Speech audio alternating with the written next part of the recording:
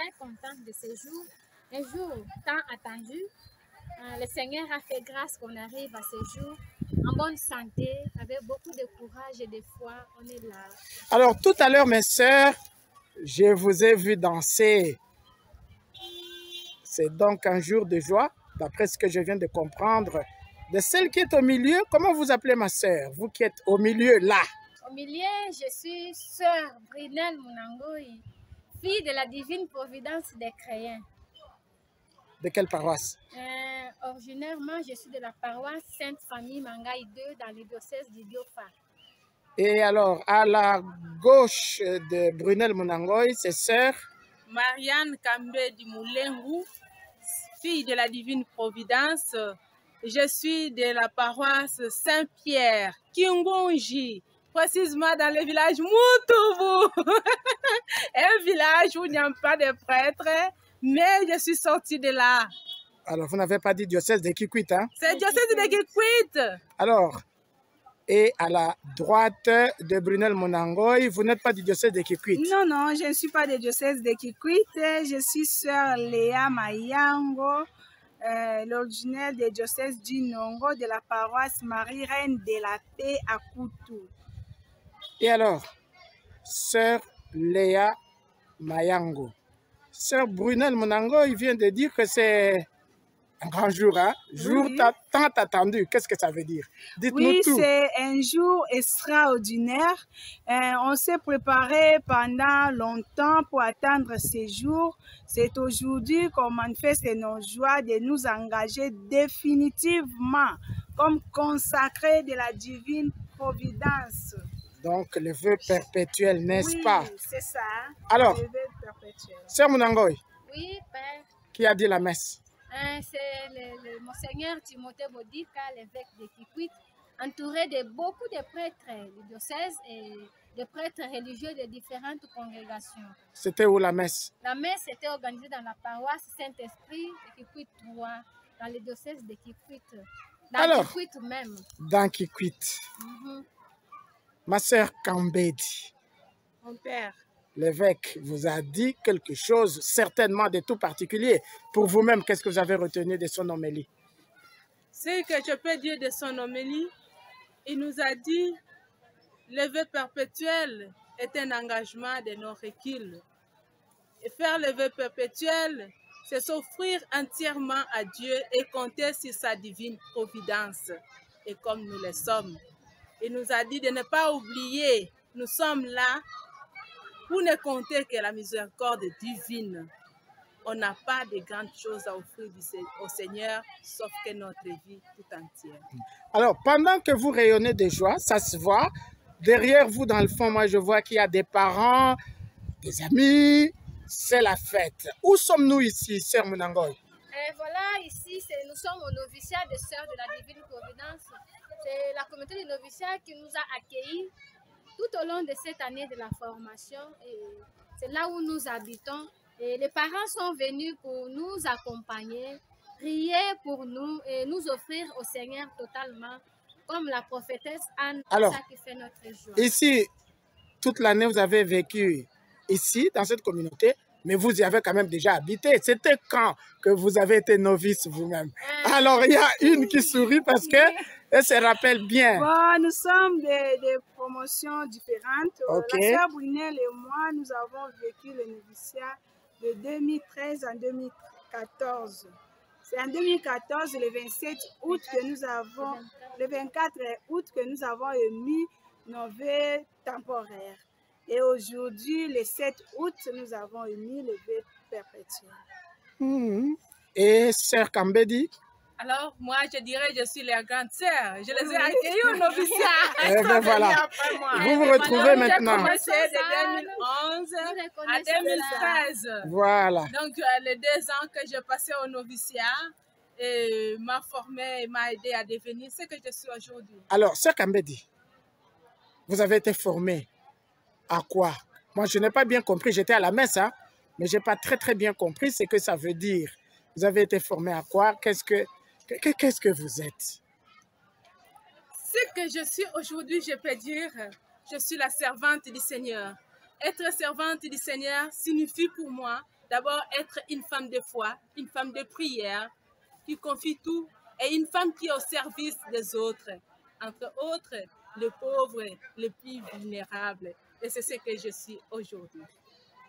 Les plus vulnérables, les pauvres, ça, on nous l'a dit en latin, hein, parce que moi, je comprends un peu de latin. J'ai entendu une phrase qui parle en latin, les pauvres. Bon, je peux... dites-le moi. Concrètement, oui.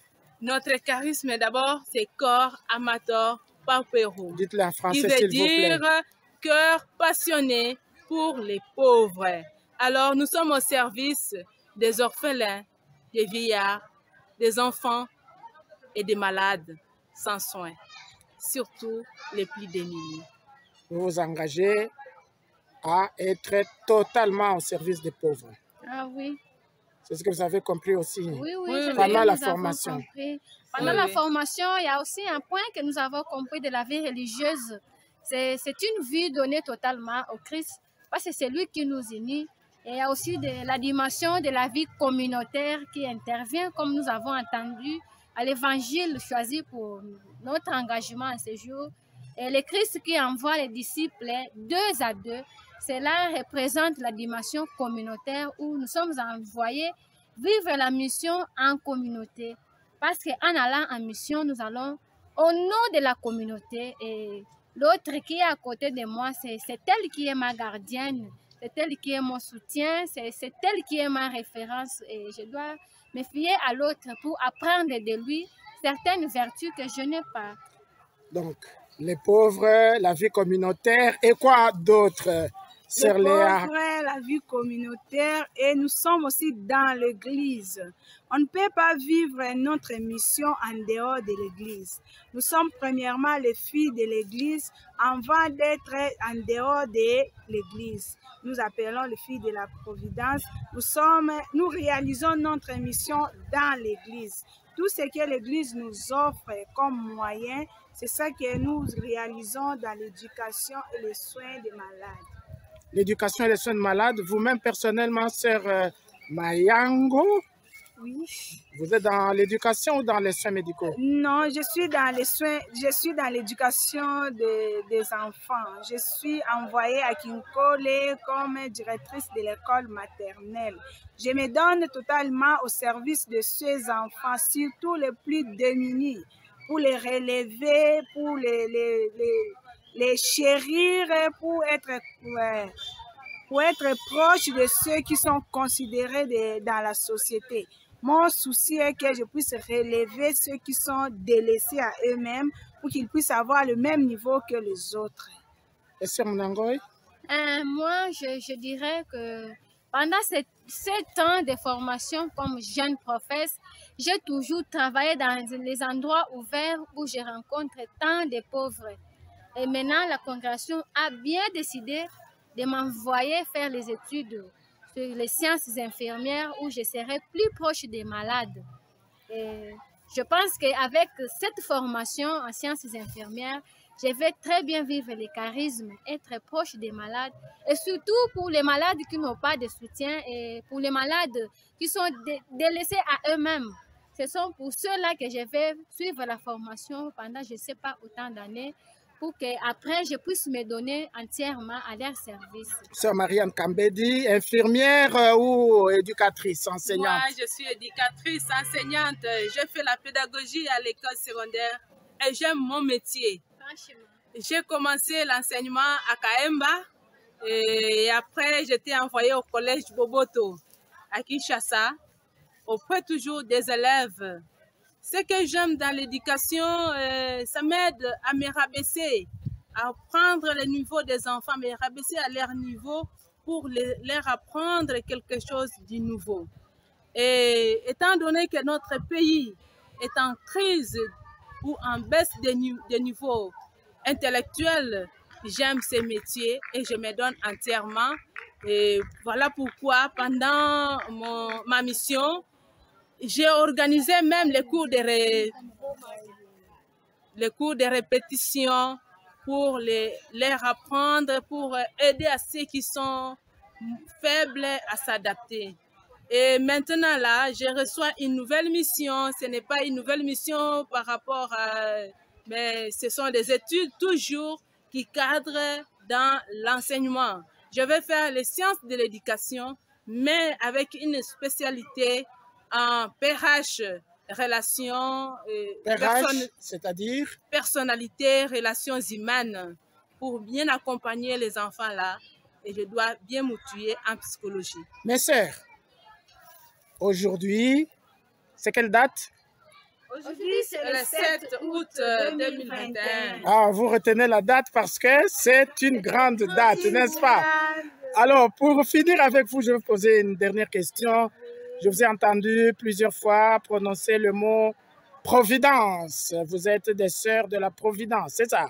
Oui, de la divine providence. Oui. Alors, chacune de vous va m'expliquer un tout petit peu ce que nous devons savoir de la divine providence ou de la providence, parce qu'il semble que vous en soyez des spécialistes. On commence par sœur Léa Mayango. Merci beaucoup. Ce que je peux vous dire de la providence, de tout attendre du Seigneur. Tout ce que nous faisons, c'est le Seigneur qui appuie. On ne peut rien faire sans la volonté du Seigneur.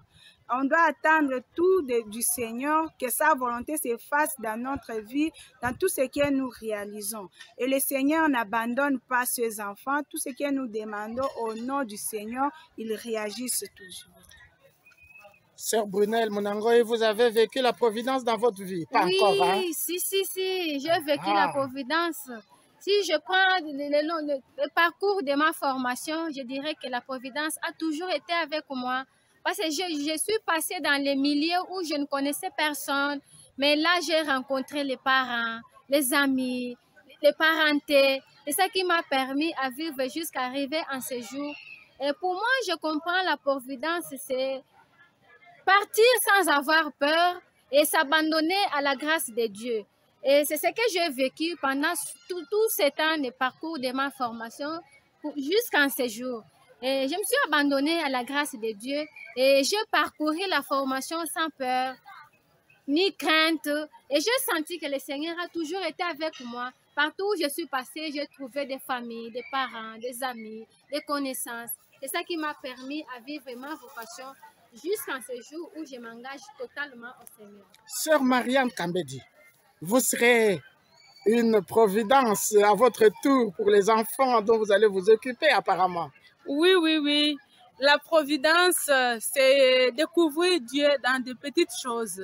Quand il intervient, sans que nous-mêmes, nous puissions savoir que Dieu est là, mais nous les découvrons dans de petites choses.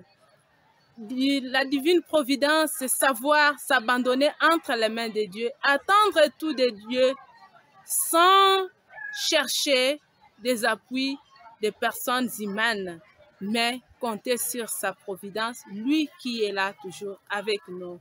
Et de même pour les enfants, surtout ceux qui n'ont pas de parents, des orphelins, des vieillards, des pauvres, des malades, des enfants sans intelligence, ce sont toujours des gens qui comptent sur la providence quand je viens à leur secours.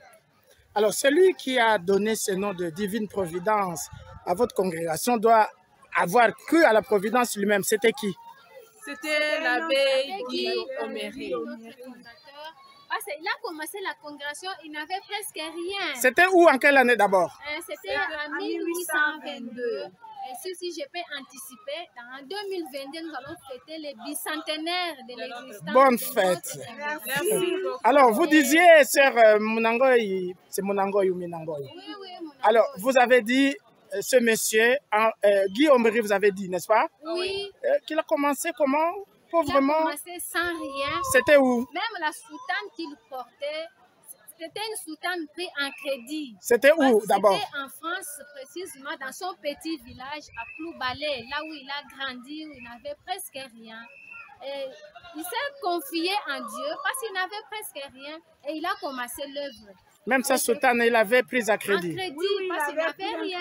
Il n'avait ni maison, ni où loger les sœurs, où il pensait fonder la congrégation. Alors, aujourd'hui, c'était vos vœux perpétuels. Si je vous laisse continuer, vous allez m'en dire beaucoup plus. Nous devons en finir là. Aujourd'hui, donc, c'était les vœux perpétuels de chasteté, pauvreté et obéissance. Oui. Tout ça dans la divine providence. Dans la divine providence. Merci. Félicitations, mes sœurs Marianne Kambedi, Brunel Munangoy et Léa Mayango. Félicitations. Merci. Bonne fête. Hein? Merci. Alors, vous pouvez retourner à la danse. Hein? Bonne fête. Allez, merci. Et nous vous invitons à danser avec nous. Merci. Merci. Allez, merci mes sœurs. Allez. Merci, merci.